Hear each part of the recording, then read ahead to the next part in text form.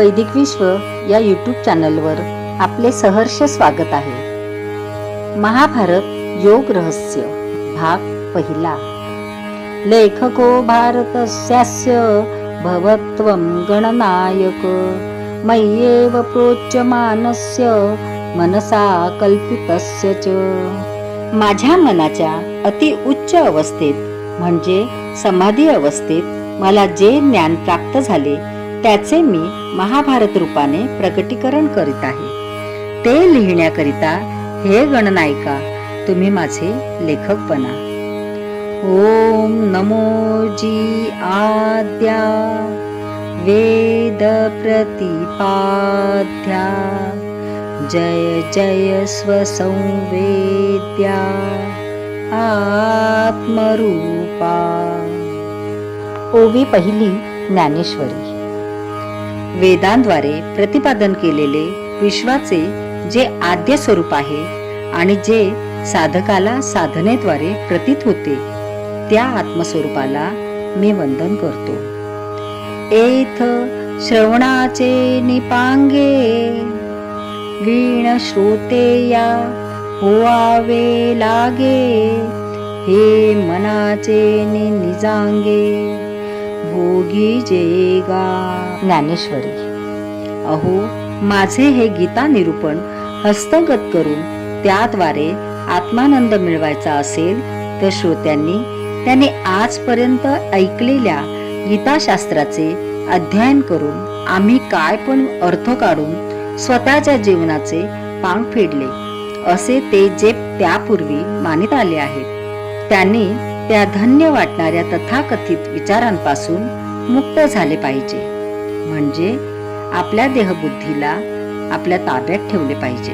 तरच माझ्या या गीतार्थाचा त्यांना योग्य आशय कळून ते ब्रह्मसुखात रममाण होऊ शकते. भगवान वेदव्यासांनी लिहिलेल्या आध्यात्मिक व नीतिशास्त्रावरील श्रीमद भगवद्गीता या जागतिक कीर्तीच्या ग्रंथावर सहस्रावधी पुस्तके लिहिली गेली आहेत.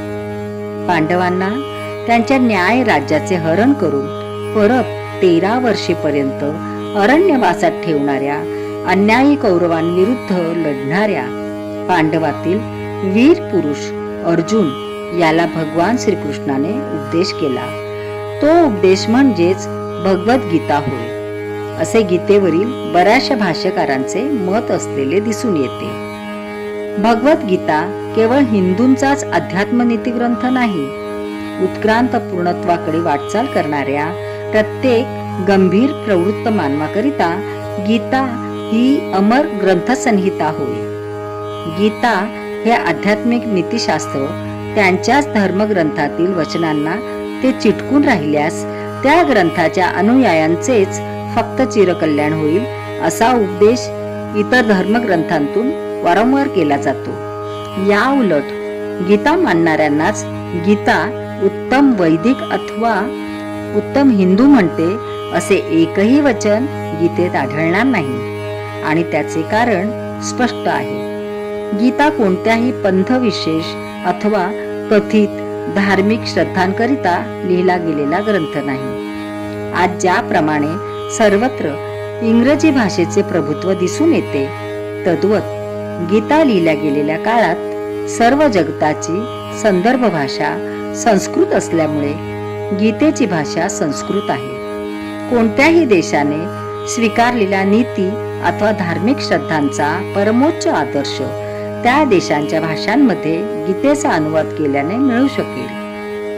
आपल्या पंथ विशेषात स्वीकारलेल्या नामाभिधाना व्यतिरिक्त इतर ग्रंथात आलेल्या नामाभिधानाचा स्वीकार न करू इच्छिणाऱ्या असहिष्णू वृत्तीच्या लोकांना गीतेतील श्रीकृष्ण अर्जुन इत्यादी नामे परकीय अथवा परधर्मीय वाटतील.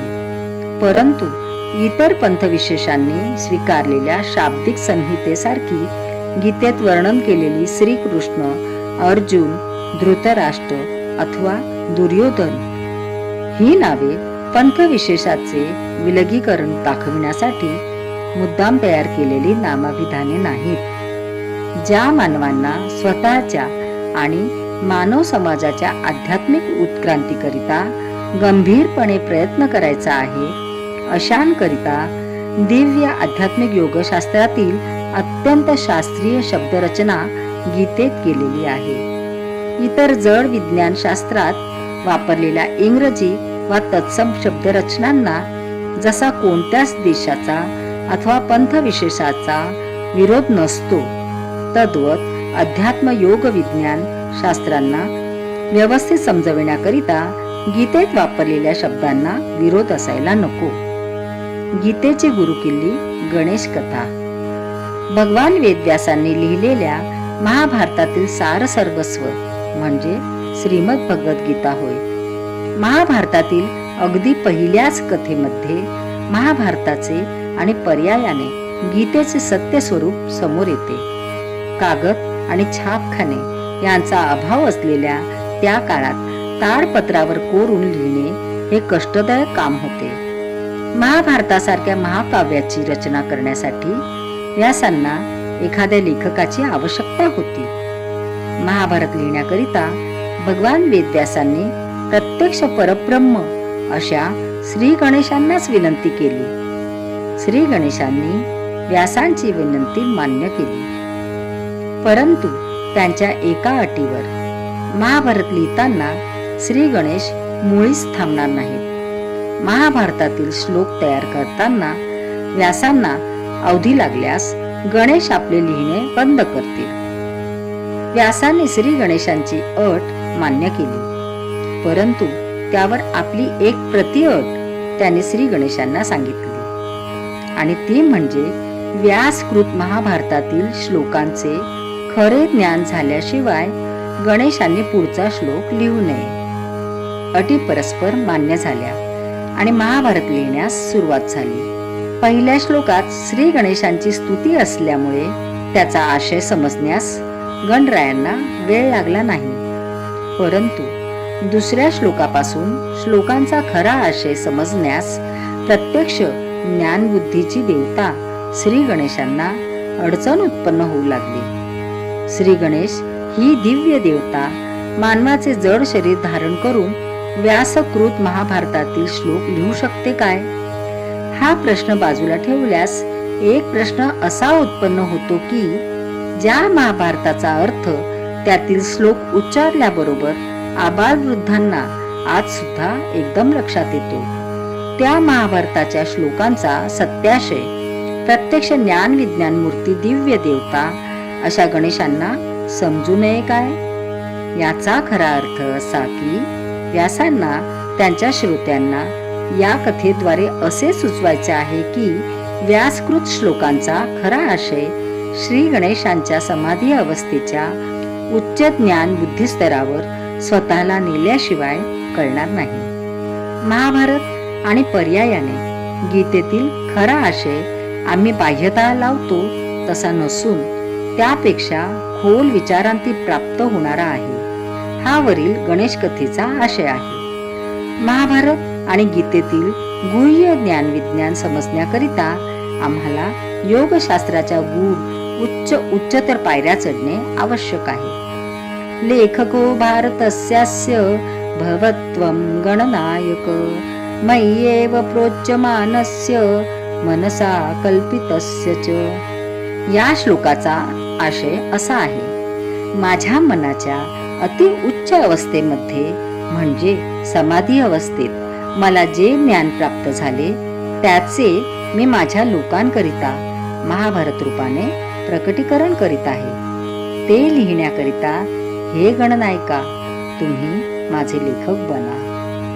वरील श्लोकात व्यास स्पष्टपणे सांगतात की महाभारत ग्रंथ व्यासांच्या श्रेष्ठ अशा समाधी अवस्थेतील प्रकटीकरण आहे.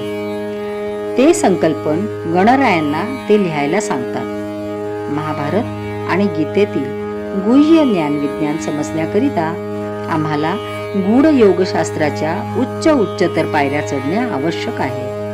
त्या दृष्टीने गीतेतील अगदी पहिल्या श्लोकापासून व्यास आशय समजण्याचा प्रयत्न पुढील लेखापासून आपण करूया. भारतातील प्राचीन योग साधनेच्या प्रसारासाठी या चॅनलची निर्मिती करण्यात आलेली आहे. माहिती आवडल्यास चॅनल सबस्क्राईब करा, इतरांना शेअर करा. पुन्हा भेटूया पुढील भागात. धन्यवाद.